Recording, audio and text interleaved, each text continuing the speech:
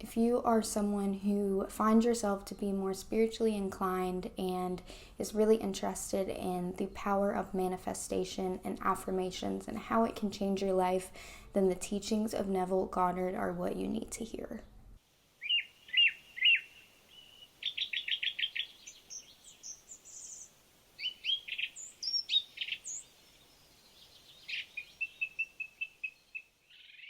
Today, I want to dive into the teachings of Neville Goddard and how life-changing these teachings and these things that I've learned from him have been. His spiritual philosophies not only align with mindfulness, but they really have the power to change how we walk through our lives every day. If you're new to his work or super familiar, there is something new to take out of what he teaches every time.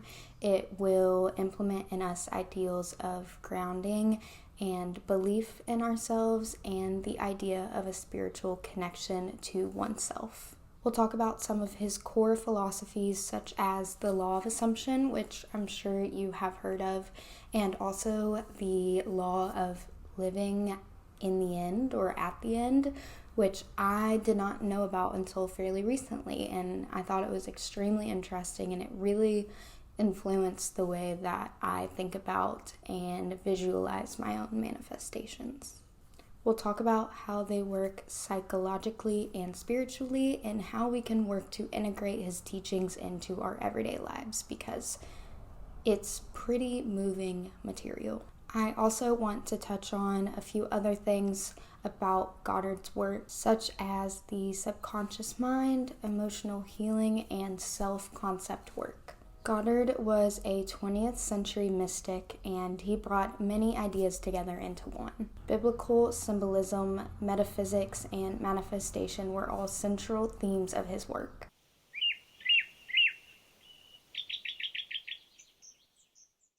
Goddard was born in the Barbados actually in 1905, when he soon moved to New York to begin his college career in both theater and dance.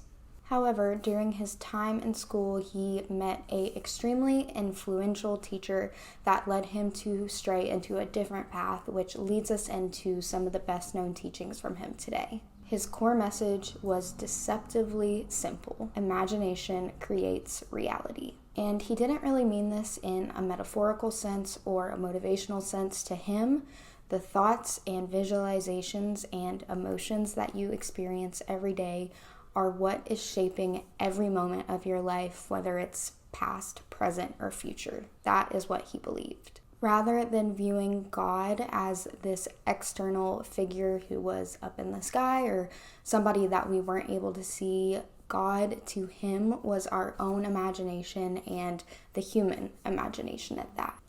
To him, everything that you seek is within your own capacity to receive, because you are able to feel it and experience it. From the 1940s through the 1970s, he was a huge lecturer, and he even wrote many popular books that you all might know of today. Feeling is the Secret, The Power of Awareness, and Awakened Imagination are some books that did really well from Goddard.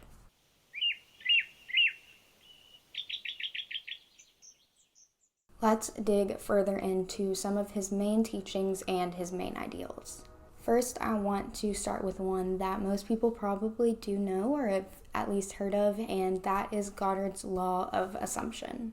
For Goddard, this meant one pretty simple thing: what you assume to be true will eventually become true for you. He believed that reality would always reflect our inner beliefs and our inner motivations. Think of assumptions as the soil in the farmland. Our imagination is what plants the seed, and the garden that grows is like our life that comes from it. Everything is based off of one another and is essential to make sure that our own manifestations form. Of course, Goddard said that your assumption must be persistent, even though it may seem like at first the world isn't necessarily listening to you. If you are persistent and you do believe in that law of assumption and assume that whatever you want will come true and come to fruition, then that will eventually harden into fact. For example, if you have the belief that you have abundance and you are abundant, you will live in a way such as that. You will speak abundantly, live abundantly, and just feel abundantly.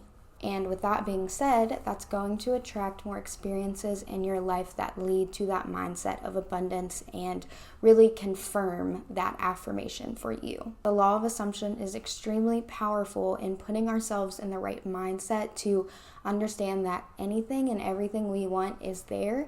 It's all about aligning our mental mindset to be one with those goals.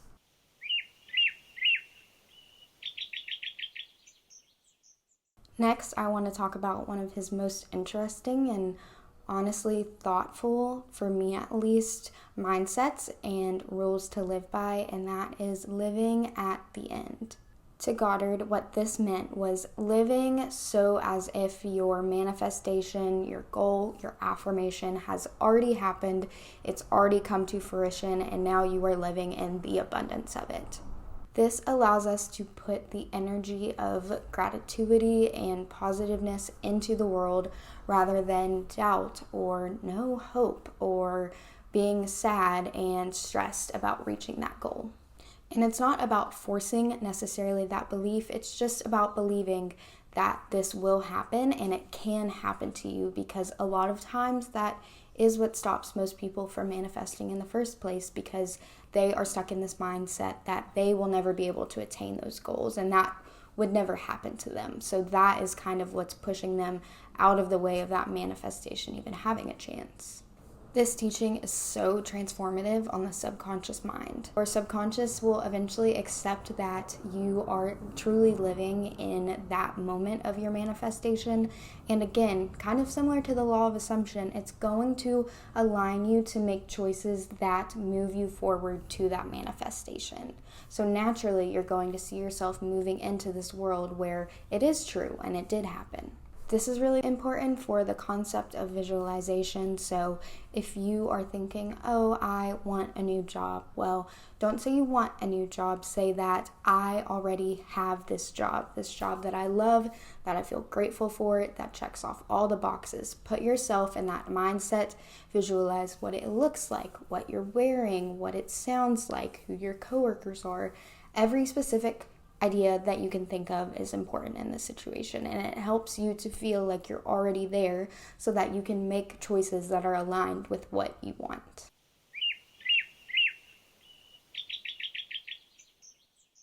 Third concept that I wanted to talk about that Goddard really found important is the concept of revision. To him, your day was never set in stone, nor was your past set in stone either. There is the ability to go into your subconscious mind and reframe your actions and choices to better align with your own long-term vision. Goddard imagined us at the end of the day going into our own day and revisiting it for what it's worth and visualizing anything that maybe you wish would have gone better, like a conversation or a meeting or an event, re-visualizing that thing in your head to be what you wanted it to be, because this, again, will help us reshape our unconscious mind to manifest what we want and be in a good mindset for manifestations. Revision is powerful because the subconscious doesn't know what actually happened and what we just imagined happened. So when we're able to go back and kind of reframe and rework those events that we weren't as happy with, we don't really know that inside, and we don't know that we are just reframing it that way versus what actually physically happened in the moment. So it kind of works to reframe our subconscious thoughts.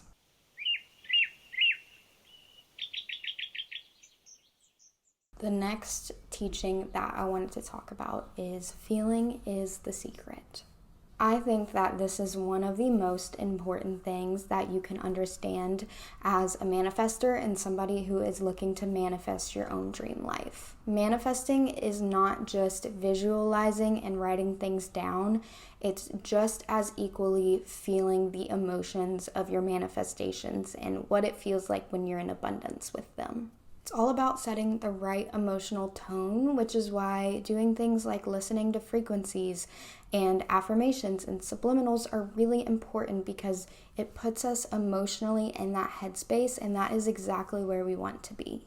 Again, this is where visualization even becomes even more so important, because we're able to put ourselves in that moment, feel the feelings of that moment, and really feel and fully encompass what it means to have what you're looking for in the future.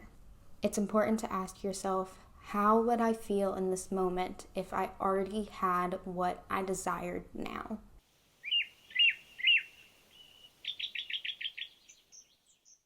Goddard's teachings really influence us to be more mindful and present with our time, because we're constantly focused on both our inner feelings and our outer environment to put us where we hope to be in the future. Mindfulness, of course, is the practice of being present and being in the moment. And when we're working to manifest the way Goddard teaches us, then we're doing exactly that. We're being observant of the emotional state that we're in, our subconscious mind, our thought processes, our patterns. All of those things are being constantly analyzed. So we're forced to put ourselves in the moment that we're in now to work on manifesting and work on bettering our subconscious thought loops. We become more aware of assumptions that we make in our own lives day to day, and we also become more aware of living with conscious intention, because we're always aiming towards our manifestation and towards living like it's already happened. Mindfulness helps us to notice the mind, simply put, and Goddard's teachings remind us on how to direct it. So it's this really interesting back and forth experience of taking notice of what's happening in the present moment, but then also being mindful and working to reshape that in a positive notion.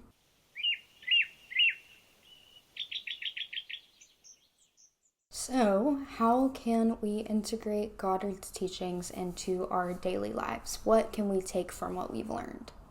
In the mornings, I recommend a fully embodied visualization. When you first wake up in the morning, before you get on your phone, enter a moment of visualization. Imagine that you're already living your dream life and you're waking up and having your dream day. What does it look like? Put yourself in that mindset, get yourself feeling those emotions of waking up to exactly what you want, and that's going to really embrace some of Goddard's core teachings. I also, of course, always recommend journaling. I think really just paying attention to Goddard's teachings and some of the most important takeaways from them can help us take a better look at how we frame ourselves subconsciously and how we look at ourselves. It's important to pay attention to our subconscious thought loops, the conversations we have with ourselves, and how much we believe in ourselves, really.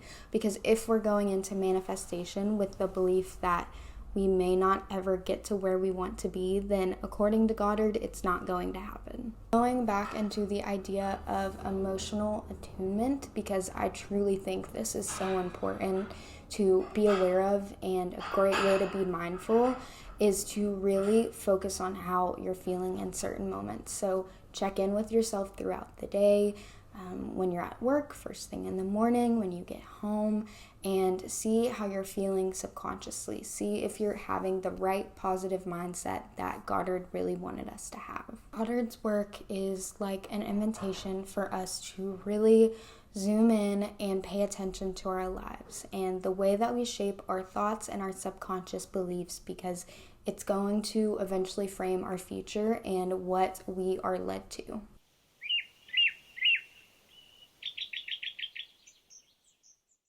I really enjoyed researching this video, and there's a lot of other cool information from his teachings that I actually ended up not including in this video. So I think that moving forward, I will definitely make this into a series and kind of talk a little bit more in depth about some of the things that he wanted to teach us. That being said, I really hope that you all enjoyed today's video, and I will be back in just a few days with another one. Don't forget, you can always book a reading with me as well on my website, which is bladeofdesire.com. Until next time, bye!